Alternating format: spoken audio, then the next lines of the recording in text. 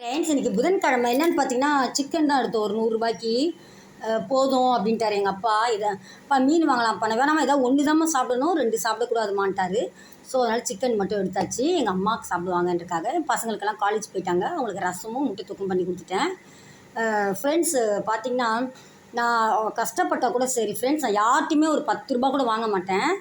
எங்கள் அப்பா மட்டும்தான் எனக்கு உரிமை. எங்கள் அப்பாட்ட மட்டும்தான் நான் வாங்குவேன். ஏன்னா எங்கள் அப்பா எனக்கு மட்டும் இல்லை எல்லாருக்குமே நல்லா செஞ்சுருக்காரு. ஆனால் வெளியே தெரியாது, எனக்கு வெளியே தெரியும். எல்லாருக்குமே செஞ்சுருக்காரு ஃப்ரெண்ட்ஸ். எல்லாருக்குமே நல்லா செய்வார் ஃப்ரெண்ட்ஸ். எங்கள் அப்பா ரொம்ப ரொம்ப நல்ல ஒரு யாருக்கு என்ன ஆனாலும் சரி நல்ல எல்லாருக்குமே உதவி செய்கிற மனப்பான்மை எங்கள் அப்பாவுக்கு இருக்கும். எனக்கு கஷ்டப்பட்டால் கூட நான் எங்கள் அப்பாட்ட கேட்பேன். எங்கள் அண்ணன் ஒருத்தன் இருக்கான் 3வது அண்ணன், அவன் நல்லா எனக்கு செய்வான் பாவம்.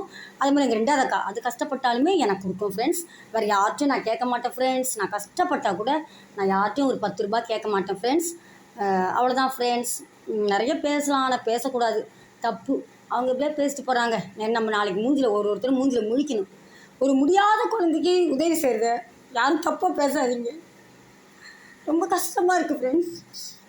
ஒரு முடியாத பொண்ணுன்னா அதனாலே எனக்கு ரொம்ப கஷ்டமாக இருக்குது. அவ்வளோதான் ஃப்ரெண்ட்ஸ். பாய். உங்கள் வீட்டில் என்ன சமையல் கமெண்ட் சொல்லுங்கள்.